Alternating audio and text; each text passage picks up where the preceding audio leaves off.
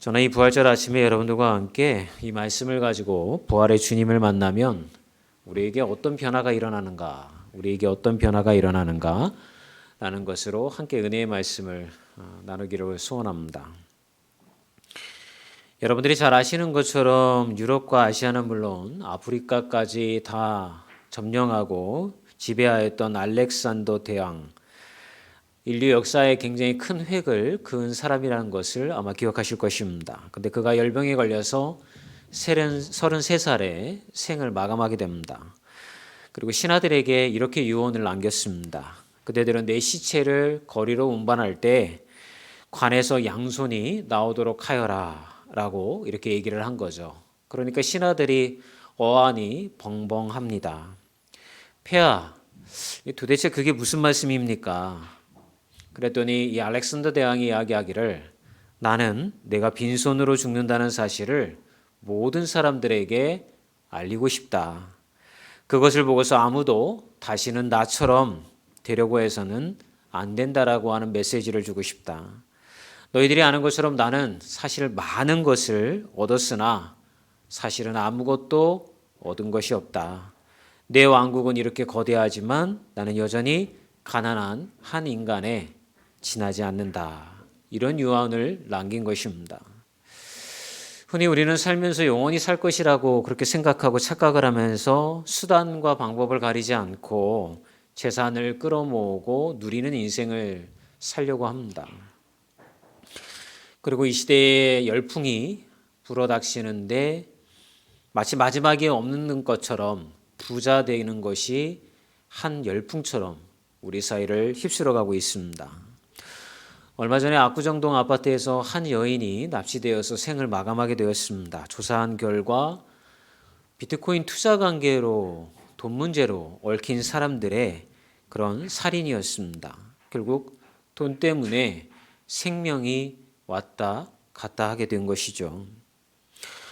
아마 여러분들은 이런 얘기를 들으면서 예수 믿는 사람들하고는 별 상관이 없는 이야기처럼 그렇게 생각하실 수 있습니다. 그런데 기독교인들도 별다를 것이 없어 보입니다. 여러분들이 지금 이렇게 교회에 와서 앉아 있지만 사실은 여러분들의 머릿속에는 여러 가지 다양한 생각들이 지금 흘러다니고 있을 것입니다. 멋진 성공을 꿈꾸고 예수님에게 기도함을 통하여서 어쨌든 여러분의 인생의 문제를 뛰어넘어 한 세대 살아가는 이 세대 가운데 좀 더 풍요롭고 누리는 인생을 살고자 하는 것이 우리의 마음이기 때문에 그렇습니다. 입술로는 기도하지만 사실은 우리는 돈과 성공에 목말라 있는 사람들입니다. 청년들하고 청소년을 만나서 이야기를 해보면 너희들의 꿈이 무엇이니? 라고 물어보면 다들 동일한 이야기를 합니다. 목사님, 고생 안 하고 많이 누리고 돈 많은 부자가 되어지는 것이 우리의 꿈입니다. 어떻게 하면 그런 인생을 살 수 있을까가 이게 사실은 그 청년들과 청소년들이 가지고 있는 생각입니다. 여러분, 그들만 우리가 잘못됐다라고 이야기할 수가 없죠. 왜냐하면 여러분들도 동일한 생각을 가지고 평생토록 살아왔기 때문에 그런 것입니다. 여러분, 만약에 그렇다고 한다면 그런 사람들에게 예수님의 부활이 무슨 의미가 있겠습니까? 예수님이 죽음을 이기고 살아나셨든 아니면 그냥 죽었든 사실은 별 의미가 없는 것입니다. 예수님의 부활의 의미가 다른 의미가 있다고 이야기한들 성령이 하늘에서 내려왔든 올라갔든 그게 우리에게는 별로 중요한 이야기가 아니기 때문에 그런 것입니다. 그런 마음을 품고 있는 우리에게 하나님의 말씀이 보이기는 하겠으며 교회의 가르침이 들리기나 하겠습니까? 그래서 저는 오늘 이 본문 말씀을 통하여서 그러면 우리만 그런 생각을 가지고 있느냐? 그렇지 않습니다. 오늘 본문을 보게 되어지면 엠마오로 내려가는 두 제자도 그런 부류의 사람들이었습니다. 예수님이 이스라엘의 왕이 되어지면 그들도 예수님을 통하여서 이스라엘에서 아주 높은 자리, 좀 누릴 수 있는, 출세할 수 있는 자리에 올라갈 수 있겠다라고 하는 계산하에 예수님을 따라 다녔던 사람들이기 때문에 그런 것이죠. 그들은 부활을 믿지 않았습니다. 그래서 절망해서 고향인 엠마오로 지금 내려가고 있는 거죠. 생각해 보십시오. 예수님이 이스라엘의 왕이 되어지면 누가 얘기했던 것처럼 한 사람은 예수님의 좌측에, 한 사람은 예수님의 우측에서 이스라엘을 다스릴 수 있는 권력을 손에 쥐게 된다라고 하는 계산이 그들에게 있었기 때문에 그들은 그들의 인생을 예수님에게 기꺼이 내어놓았던 것이죠. 그런데 계산과는 다르게 예수님이 십자가 위에서 무기력하게 죽어갑니다. 그들은 낙담합니다. 실망합니다. 자신들이 계획하였던 모든 것들이 다 물거품이 되었습니다. 그들에게는 소망이 더 이상 존재하지 않죠. 그래서 그들은 엠마오 고향으로 내려가고 있었던 것입니다. 여러분, 우리도 이 두 제자와 같지 않습니까? 예수님이 부활하셨든 그렇지 않든 그게 우리와 무슨 상관이 있냐며 우리는 우리의 인생을 살아갑니다. 우리는 오늘 예수님의 부활을 축하한다며 많은 것을 준비를 했습니다. 어제부터 권사님들이 나오셔서 맛있는 식사와 많은 먹을거리들을 풍성하게 준비를 했고, 또한 찬양팀과 순서를 맡으신 분들은 예수님의 부활을 기뻐하기 위해서 공연을 준비를 했습니다. 그런데 정작 우리가 물어봐야 될 것은 이런 질문입니다. 예수의 부활이 여러분에게는 무슨 의미입니까? 예수님이 다시 살아나신 게 도대체 우리에게 무슨 의미입니까? 패배자로 살아가고 있는 두 제자가 예수님을 만났습니다. 그리고 그들의 내면 가운데 조그마한 변화가 일어났습니다. 어떤 변화가 일어났을까요? 첫 번째는 부활하신 예수님을 만나서 다른 소망이 그들에게 생겼습니다. 누가복음 24장 32절에 보면 이렇게 말씀을 기록하고 있습니다. 함께 읽어볼까요? 그들이 서로 말하되 길에서 우리에게 말씀하시고 우리에게 성경을 풀어주실 때에 우리 속에서 마음이 뜨겁지 아니하더냐 하고, 예수님이 죽은 다음에 예루살렘에서는 소동이 일어났습니다. 로마 군사와 또한 유대의 군사들이 예수님의 잔당들을 체포하기 시작을 한 것이죠. 그래서 이 두 사람은 그 소탄 작전을 피해서 고향으로 지금 도망치고 있는 중입니다. 이 두 제자가 가지고 있는 내면은 절망감이 가득했습니다. 왜냐하면 더 이상 예수님이 존재하지 않았기 때문에 그들에게는 소망이 없게 되어진 것이죠. 그리고 도망자 신세가 되어서 빠르게 고향으로 낙향하고 있을 때에 그들의 내면에는 얼마나 큰 허망함이 찾아왔겠습니까? 여러분, 이 시대를 살아가고 있는 우리에게도 그런 허망함은 찾아옵니다. 실현당한 연인이나 배우자에게 실망하고 이혼을 심각하게 고려하는 사람도 있고, 자신의 꿈을 이루어질 것이라고 심혈을 기울여서 한 사업이나 또는 자녀에 대한 양육이 실패로 돌아간 사람도 있을 테고, 건강하였던 사람이 건강을 잃고 병상에서 신음하는 사람도 있을 테고, 사업하다가 부도가 나서 당황하는 사람도 있고, 친구에게 배신당하여서 잠 못 이루는 사람들도 있습니다. 이들의 공통점은 무엇일까요? 다 마음 가운데 인생은 부질없고 허망하다라고 하는 생각이 자리 잡고 있다라고 하는 것입니다.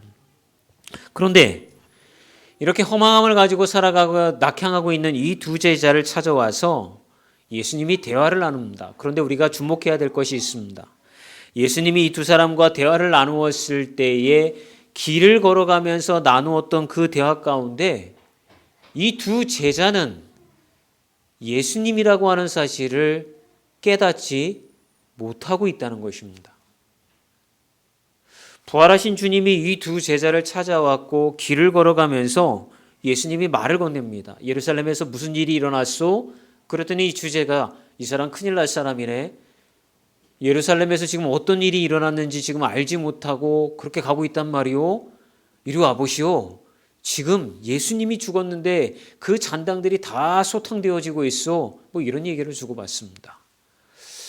예수님의 제자라면 예수님을 알아보지 못할 일이 없을 텐데 이 두 제자는 예수님을 알아보지 못합니다. 그리고 정작 이 두 제가 예수님이라고 하는 것을 깨닫는 때는 날이 어두워지고 먹을 것을 먹을 때에 저녁 식사하는 과정 가운데 예수님이 빵을 떼어서 제자들에게 나눠주자 이 두 제자는 그때서야 영안이 열려서 예수님이 누구신지를 깨닫게 되어졌다라고 하는 것이죠. 여러분, 평생토록 우리가 신앙생활을 하고 이 길을 걸어가고 있습니다. 절기만 되면 부활절이다, 맥주감사절이다, 추수감사절이다, 성탄절이다, 교회에 나와서 주님 앞에 예배를 드립니다. 그런데 정작 우리는 예수님을 발견했습니까? 예수님이 여러분에게 어떤 의미로 다가왔다라고 하는 사실, 예수님이 여러분들을 만나 주셨을 때에 여러분들은 영안이 열려서 예수님이시구나, 내가 그토록 사랑하고 그 길을 걸어가고자 하는 예수님이구나 라고 하는 것을 만나셨습니까? 어쩌면 우리는 이 두 제자처럼 내 욕심으로 눈이 가리고 내 야망으로 눈이 가리고 내 삶에 대한 계획으로 눈이 가려서 정작 예수님 앞에 나와서 기도하고 예수님을 찾고는 있지만 내 옆에 다가와 계신 예수님을 발견하지 못하고 있는 것은 아닐까요? 그렇다고 한다면 예수님이 오셨음에도 불구하고 내 마음의 문 밖에서 서서 두드리고 계심에도 불구하고 내가 예수님을 발견하지 못하는 이유는 내 안에 예수님이 나에게 가르쳐 주신 것이 아니라 내가 가지고 있는 생각으로 예수님을 바라보았기 때문에 그 예수님을 발견하지 못한다라고 하는 결론에 도달하게 되어집니다. 조금 전에 말씀을 우리는 읽었습니다. 24장 32절에 서로 말하되 우리에게 말씀하시고 우리에게 성경을 풀어주실 때에 우리 속에서 마음이 뜨겁지 아니하더냐. 결국 이들이 예수님을 알게 되었던 것은 다른 것이 아닙니다. 하나님의 말씀을 풀어주셨고 우리가 어떤 인생을 살아야 하는지에 대한 가르침을 주셨고 예수님을 믿는다는 게 어떤 의미인지를 알려주심을 통하여서 그들의 영안이 열리게 되었다는 것입니다. 영안이 열리자 그들에게 대해 소망이 생기기 시작합니다. 낭망하고 좌절하고 포기하려고 하였던 인생이 다시 한번 힘을 내어서 하늘의 하나님을 바라보고 자신들의 남겨진 인생을 무엇을 위해서 살아야 하는지에 대한 가치관을 가지게 되어졌던 것이죠. 우리가 만약 예수를 믿으면서도 이 땅 가운데 성공을 꿈꾸고 예수를 믿으면서도 다른 사람들보다 더 나은 인생이 되어서 그 인생이 복되다 하는 것을 자랑하고 싶은 인생이라고 한다면 우리는 본문을 통하여서 성경의 말씀을 통하여서 우리에게 가르쳐 주려고 하는 예수님의 가르침에 가슴이 뛰는 것이 아니라 세상 사람들과 동일하게 세상에서 좀 더 많은 것을 가질 수 있는 것에 대한 그 가슴팀을 가지고 세상에서 성공할 수 없고 대접받지 못하니 예수님을 통하여서 신의 힘을 빌려서 우리가 성공하는 인생이 되고자 하는 열망으로 나아가고 있다는 것이죠. 그런 인생은 좌절할 수밖에 없습니다. 무너질 수밖에 없고 낭망하는 인생이 될 수밖에 없는 거예요. 그런데 예수님은 그런 우리를 포기하지 않으시고 찾아와 주십니다. 만약 제가 인간적인 마음으로 예를 들어서 예수님이라고 한다면 저것들 봐라. 내가 그동안 가르쳐 준 게 있고 수많은 기적과 이적을 행하면서 하나님의 아들임을 그들에게 보였음에도 불구하고 내가 십자가에서 죽으니까 그렇게 내가 부활한다 하고 얘기했는데도 불구하고 도망가고 있네. 너희들은 내 제자가 아니야. 아마 저는 그들을 내팽개쳤을 것입니다. 저것들은 가르쳐봐야 소용이 없고 변화가 없구나. 그런데 예수님은 어떻게 하십니까?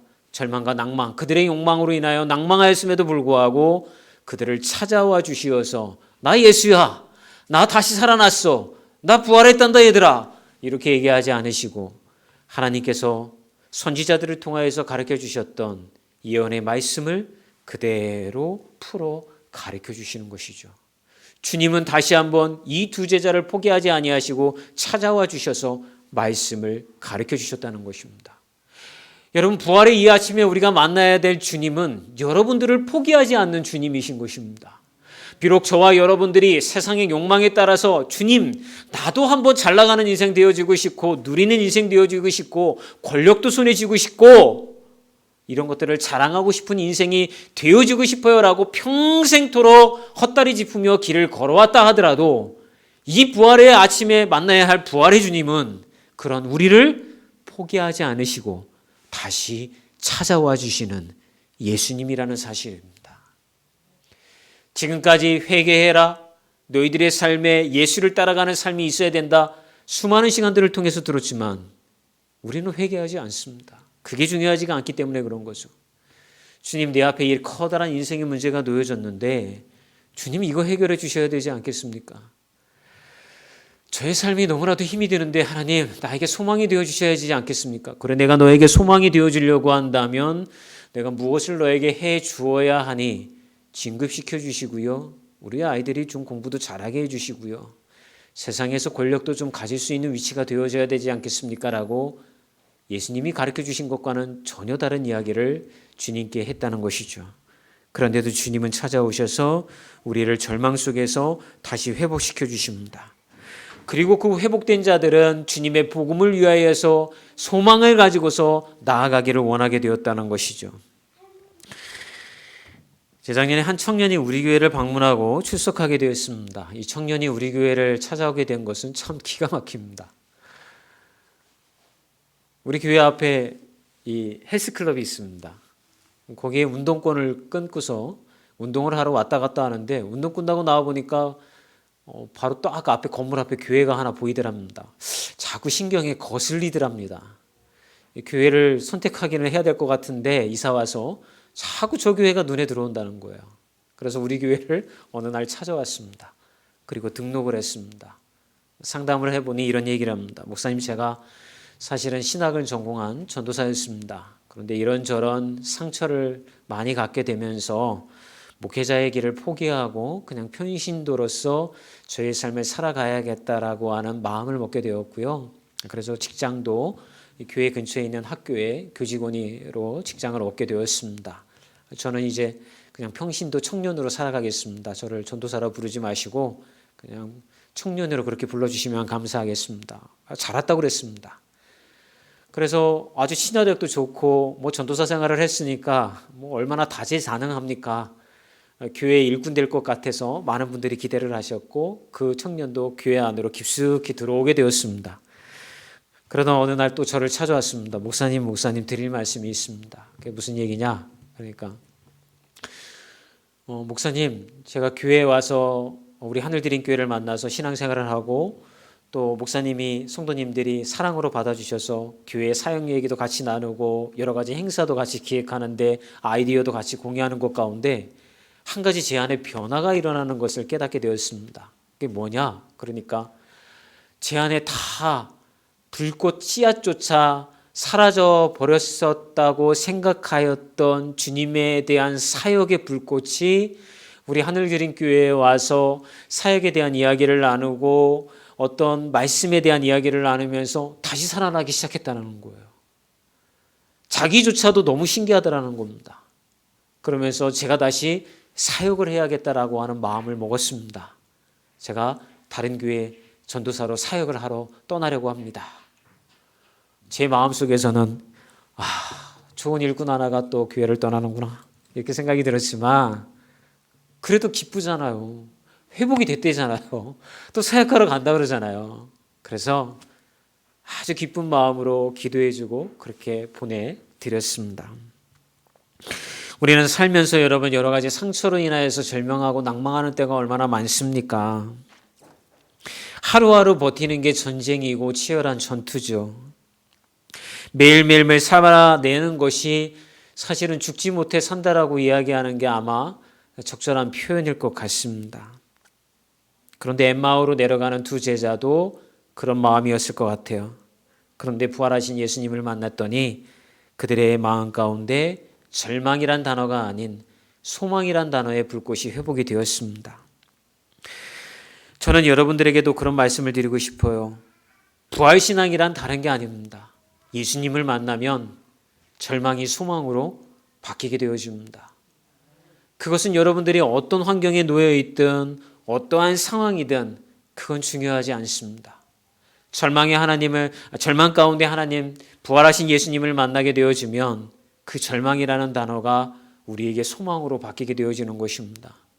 저는 바라기는 오늘 이 아침에, 이 부활의 아침에 부활하신 주님을 여러분들이 만난다고 한다면 이 예배가 마친 이후에 여러분의 마음 가운데 그 단어가 남았으면 좋겠어요.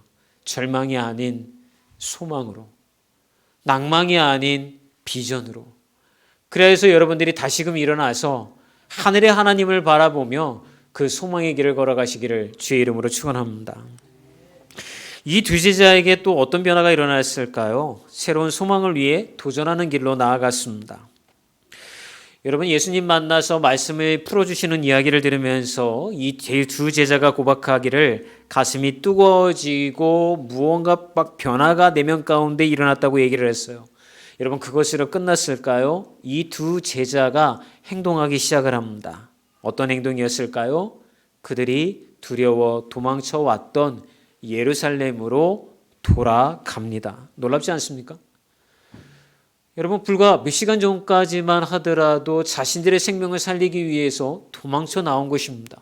지금 예루살렘 안에서는 예수님을 따랐던 제자들이 다 체포되어서 죽음을 눈앞에 앞두고 있는 상황입니다. 그런데 부활하신 주님을 만나는 이 사람들에게 놀라운 변화가 일어났고 가슴이 뜨거워지자 그들은 예루살렘으로 돌아갔다라고 하는 것입니다. 돌아가면 상황이 바뀌었을까요? 바뀐 건 아무것도 없었을 거예요. 여전히 예루살렘은 제자들에게는 생명의 위협을 느끼는 위험한 장소였기 때문인 것이죠. 그런데 왜 돌아가려고 했을까요? 마음의 뜨거움이 회복되어지면 그들이 걸어가야 할 사명의 길이 생각났기 때문에 그런 것입니다.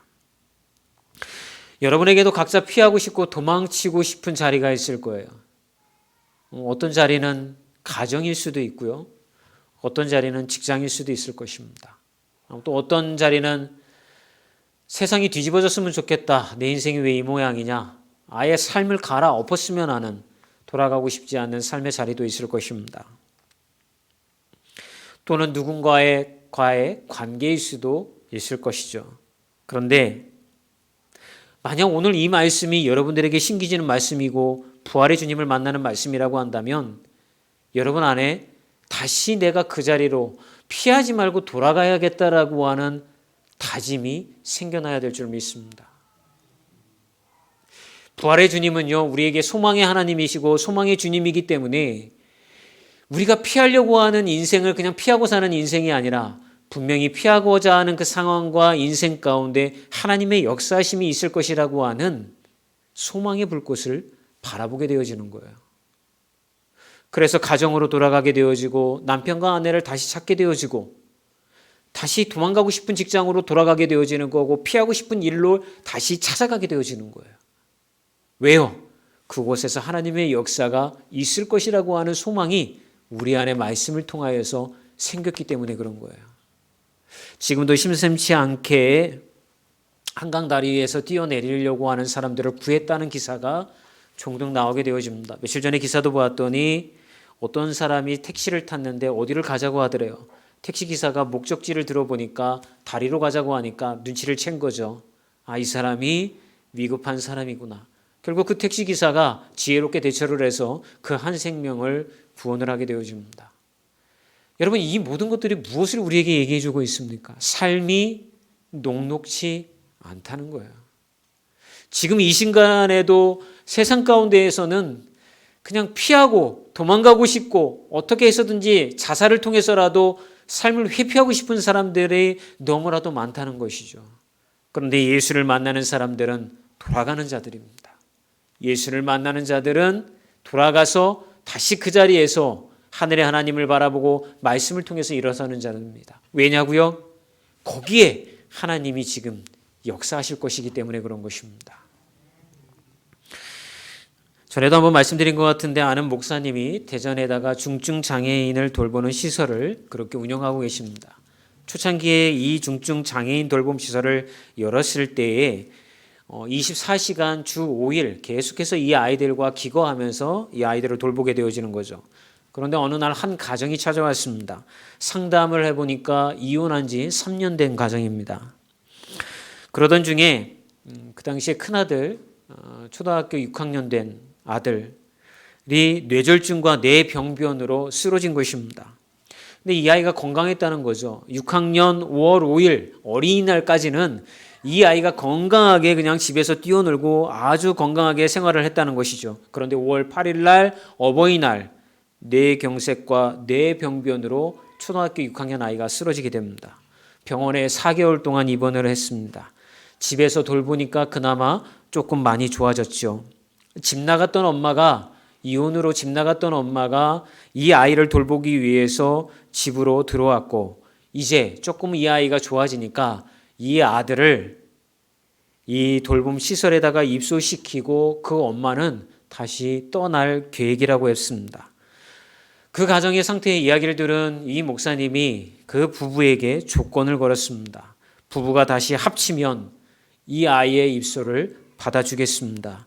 일주일 동안 시간을 드리도록 하겠습니다. 한번 생각해 보시고 저에게 연락을 주시기 바랍니다.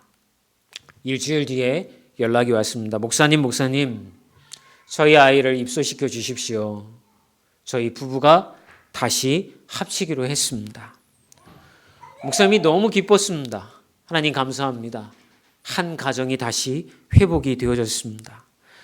근데 여러분 생각을 해보십시오. 무엇이 이 가정을 다시 회복시키고 그 엄마가 그 보기도 싫고 가까이 하기도 싫은 남편이 있는 가정으로 돌아갈 수 있는 그런 계기를 마련하게 되었을까요? 다른 것이 아니라 자기 자녀에 대한 사랑이었습니다. 자기 자녀에 대한 사랑이 있으니 그렇게 보기 싫은 남편, 돌아가기 싫은 그 가정으로 이 여인이 돌아가게 되었던 것이죠.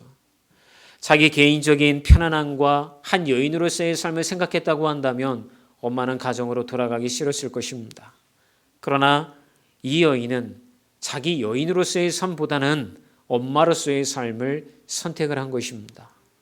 아이에 대한 사랑, 그 아이를 잘 돌봐주는 시설에 입소시키기 위하여서 나는 그렇게 보기 싫은 남편이 있는 가정, 불화가 있고 갈등이 있는 그 가정으로 이 엄마는 돌아가기로 결정했던 것입니다. 만약 우리가 예수님에 대한 사랑이 회복이 되어지고 우리 안에서 주님을 만나게 되어지면 우리는 힘을 얻게 되어집니다. 그 힘은 다른 힘이 아니라 소망의 힘이고 다시 일어설 수 있다라고 하는 힘이고 절망이 아니라 다시 소망의 하나님을 바라보며 나아갈 수 있는 길로 갈 수 있다라고 하는 희망이 우리 안에 회복이 되어지는 줄 믿습니다. 여러분이 돌아가기 싫고 여러분이 다시 만나기 싫고 회피하고 싶은 장소가 있습니까? 그렇다면 이 부활의 아침에 부활의 주님을 만나십시오. 그러면 여러분들은 돌아갈 수가 있습니다. 시간은 되돌릴 수는 없지만 다시 만나기 싫은 그 상황으로 여러분들은 다시 돌아가시어서 그곳에서 소망의 씨앗이 되어질 것입니다.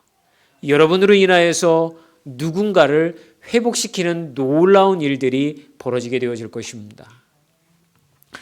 한 주간 동안 읽었던 불편한 편의점이라고 하는 책이 있었습니다. 내용이야 여러 가지가 있지만 한 가지 중요한 것은 이것입니다.